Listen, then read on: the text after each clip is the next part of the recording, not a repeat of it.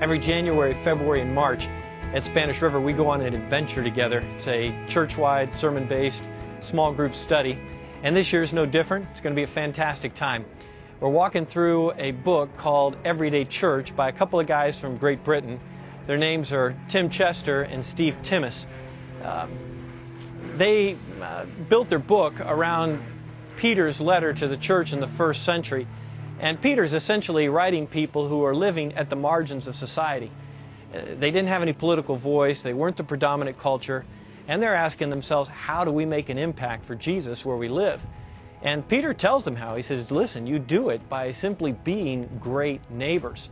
And that message really resonated with these two guys from the UK because they looked at their culture, they looked at their country, and they said, that's us. You know, Christians are becoming increasingly the marginalized people group, of the day. And they point to a number of statistics. You go back to way back to 1851, and 1 out of 4 people were churchgoers. Today in Great Britain, it's 1 out of 10. Some studies say by the year 2020, that number is going to be 1 out of 25 of the people in Great Britain are churchgoers. And another study that was done in 2007 said that 70% of the people of Great Britain don't have any desire at all to even darken the doors of a church. Now we in the U.S., we look at that and we say, man, that's crazy. But I was talking with Steve Timmis, one of the authors of this book, and he said, Tommy, really, I just think we in Great Britain are just a little farther down the same road, and the same things are happening in the U.S. And if we look at the numbers and the stats, it's pretty much true. I mean, since 1991, twice as many people do not attend church in our country. I mean, we've got 3,500 churches closing their doors every year, and of the those that are left, 80% of those churches are either plateaued or declining. And so the picture isn't looking real good for us. I mean, in our country, there are 85 million people who are unchurched, not affiliated with any church in any way at all. One of the things we're going to pick up in this book are a lot of different terms, and one of those is called post-Christendom. And essentially, what post-Christendom is saying that the church that gave rise to a large part of our culture today no longer has the influence on our culture that it did.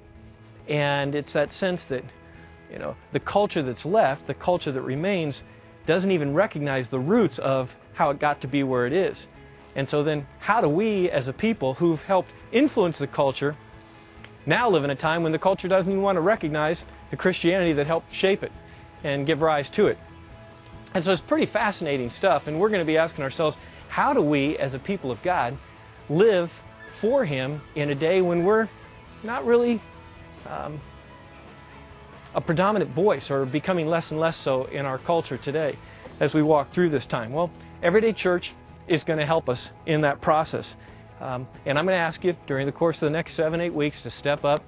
Join us every weekend at our church services, our time together as the church family on the weekend, and then really dig deep every week in our small groups. It's going to push us a little bit. First couple of chapters in particular are a little bit heavier, a lot of new terminology, a lot of statistics, but you'll work your way through it and you're going to find out it's fascinating. And in the midst of it, we're going to learn as a people of God how to live on mission for Jesus, in a large part by being good neighbors right where we live, right where we work, right where we play. It's going to be great stuff. We prepared a companion guide to help you along the way. You're going to find some great things. What to do to prepare if you don't have that much time, and how to stay on a reading plan, and a lot of things that will be exceptionally good.